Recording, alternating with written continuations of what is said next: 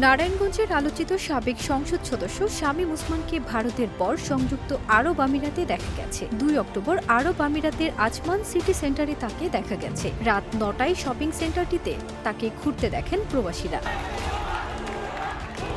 ছাত্র জনতার অভ্যুত্থানে আওয়ামী লীগ সরকারের পতনের পর বিভিন্ন উপায়ে দেশ থেকে পালিয়েছেন সাবেক মন্ত্রী, এমপি সহ দলটির অনেক নেতাকর্মী। তার মধ্যে শামীম ওসমান একজন।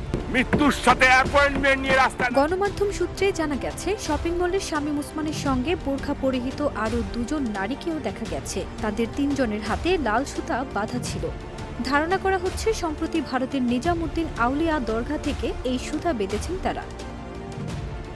প্রত্যক্ষদর্শীরা জানান, আইফোন 16 প্রো ম্যাক্স হাতে শামীম ওসমান দ্রুত শপিং মলটিতে থাকা একটি মোবাইল অপারেটর প্রতিষ্ঠানে যান। সে সময় তিনি মলের ভেতরে থাকা বাংলাদেশিদের ছবি তুলতে বারণ করেন।